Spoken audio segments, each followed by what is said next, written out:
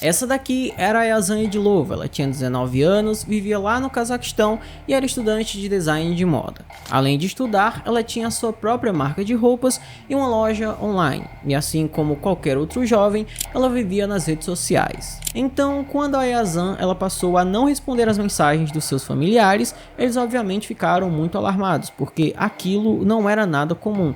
Então eles foram até as autoridades, porém a polícia ela não quis trabalhar ali no início. Eles deram aquela resposta que eles sempre dão, né, quando um jovem desaparece, que ela estava se divertindo e que logo voltaria para casa. Porém, meus amigos, infelizmente isso não foi o que aconteceu. Posteriormente foi descoberto que ela tinha ido até o apartamento de um jovem, mas não para se divertir. Na verdade, ela estava lá para trabalhar. Porém, depois desse momento que está aparecendo aqui na tela, ela infelizmente seria vítima de um fim extremamente terrível. Oi, sou Chamal e sejam todos muito bem-vindos ao meu canal. Se você é uma pessoa que é nova por aqui, eu te convido a deixar o seu like, se inscrever no canal e ativar o sino das notificações. E se aparecer para você também, eu peço que deixe o seu hype, porque o hype ele ajuda muito e faz com que o YouTube recomende o vídeo para mais pessoas. Se a gente tiver uma quantidade de hypes boa, a gente talvez chegue ali nos 100 mais hypados, e isso também ajuda com que o YouTube ele impulsione mais o vídeo. Eu sei que é muito difícil, mas vai que acontece, né? E se você quiser também, eu peço que me siga no meu Instagram, o @chamalzinho. E agora, dados os recados, vamos pro caso.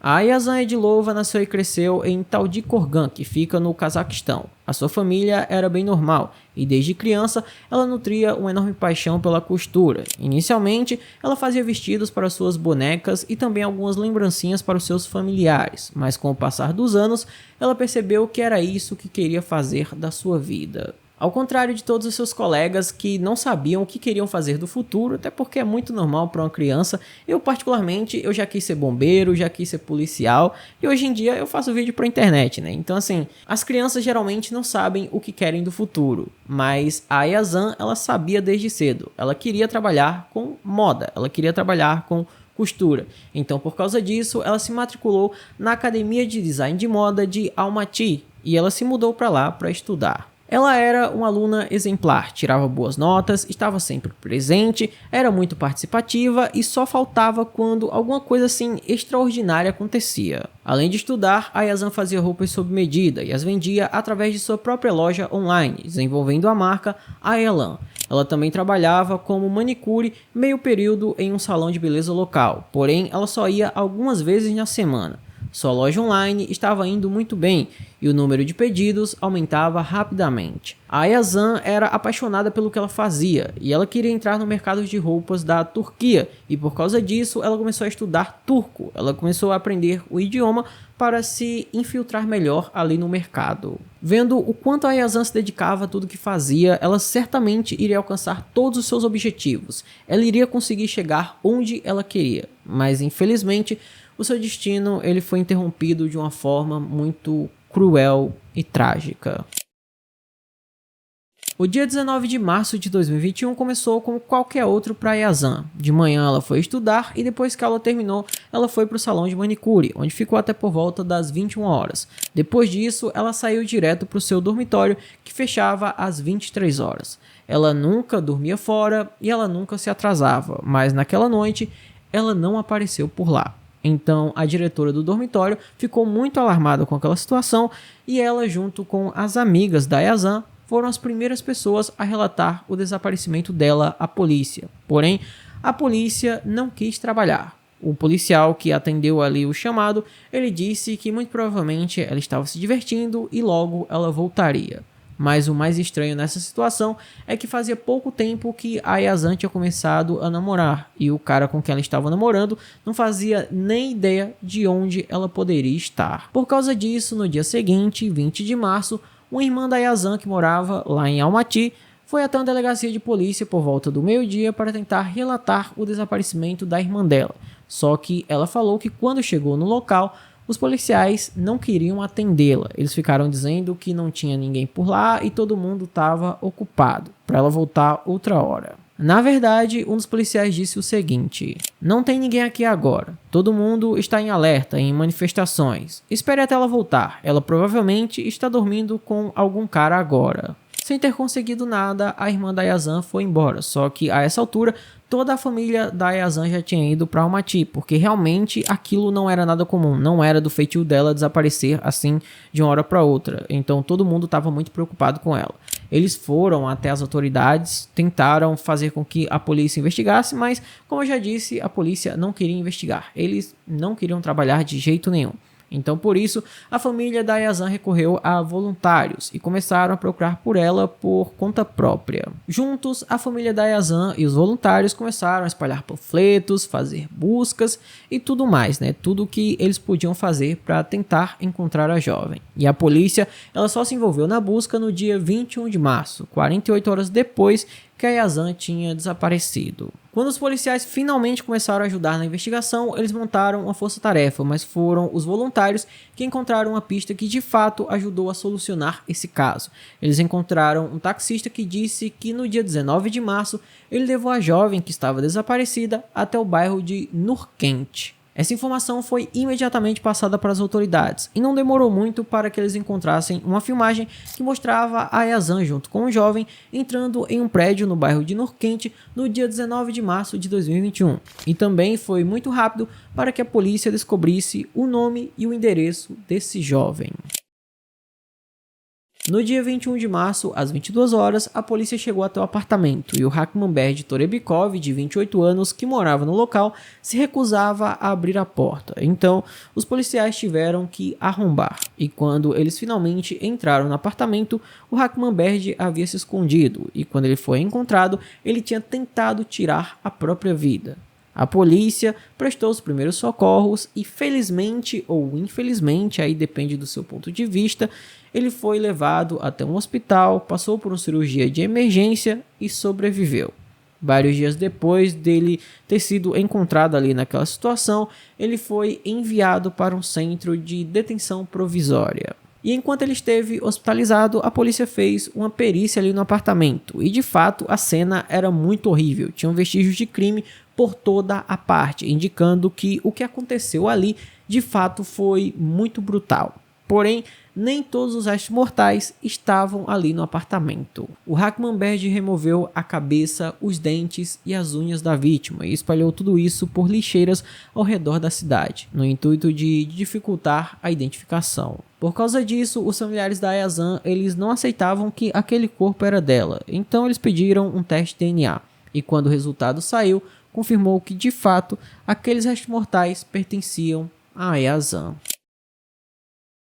Durante o interrogatório, o Rakhmanberdi disse que na noite de 19 para 20 de março, ele e a vítima discutiram, e foi isso que motivou o crime, que teria acontecido por volta das 23 horas.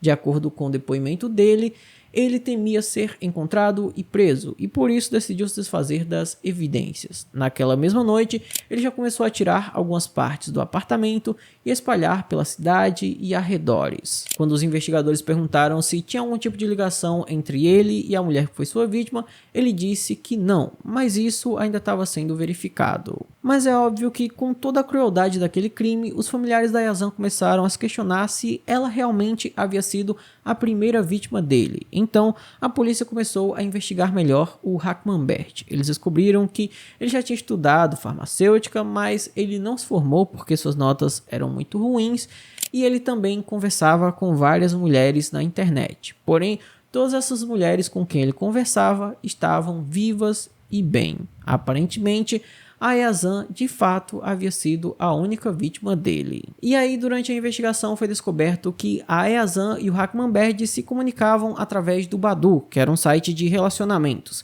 E quando essa informação veio à tona, o pessoal todo caiu matando, dizendo que era culpa da Yazan tudo que aconteceu, porque ela estava falando com ele e foi se encontrar com ele. O pessoal falou que muito provavelmente ela só queria dinheiro, mas os familiares da Yazan disseram que muito provavelmente não foi isso que aconteceu. Ela era uma jovem que era muito moderada em todos os seus relacionamentos, ela não era o tipo de pessoa que saía se envolvendo com qualquer um, então muito provavelmente ela havia sido atraída até o apartamento do Rakhmanberdi, provavelmente com alguma proposta de trabalho. E confirmando que de fato a Yazan havia sido enganada para ir até o apartamento do Rakhmanberdi, uma colega dela apareceu e disse que a sua amiga havia lhe contado que tinha arrumado um trabalho, que uma pessoa queria comprar toda a coleção dela. Então, sim, o Hackmanberg enganou a Ayazan para ir até o apartamento dele. Os policiais analisaram todas as mensagens trocadas entre a Ayazan e o Hackmanberg e confirmaram que a relação entre eles era estritamente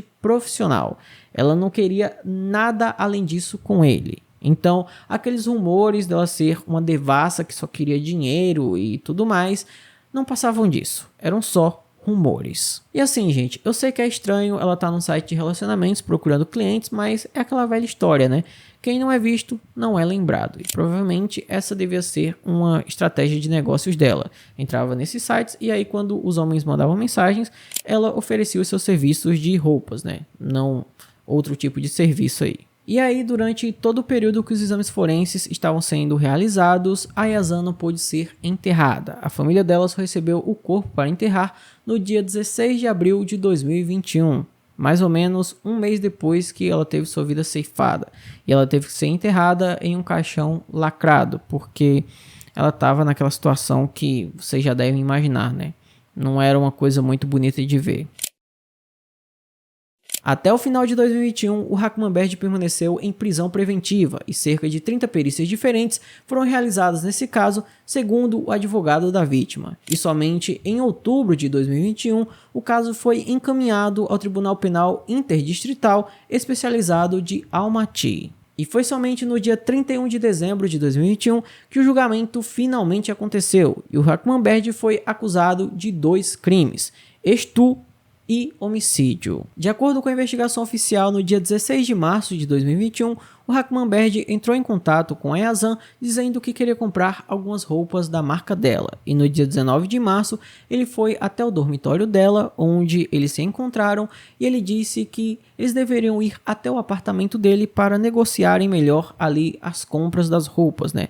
Para que ele pudesse fazer o pedido. E aí, quando eles chegaram lá no apartamento, o Hackmanberg ele começou a se jogar para cima da Ayazan, tentando ter relações íntimas com ela, mas ela não quis. Então ele ficou muito furioso e abusou dela. Depois de abusar dela, ele fez tudo o que vocês já sabem, né? Ele tirou a cabeça, os dentes e as unhas. E, inclusive, ele cozinhou a cabeça para dificultar mais ainda a identificação. Durante o seu interrogatório, o Hackmanberg ele chegou a dizer que não havia violado a Ayazan, porém, isso foi confirmado com o exame forense. E a família da vítima temia que, devido à crueldade e brutalidade do crime, o criminoso fosse considerado insano.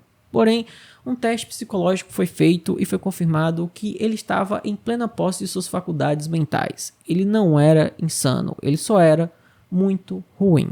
Depois que saiu o resultado dizendo que o criminoso não tinha problemas mentais, a família da vítima pediu que ele fosse punido da forma mais severa possível, que ele pegasse a maior pena disponível. E também pediram uma indenização no valor de 26 bilhões e mais alguns milhões ali de dinheiro deles, que dá mais ou menos uns 290 milhões de reais. E no final das contas, o juiz ele proferiu a sua sentença: 11 anos pelo estupro e 19 anos pelo homicídio.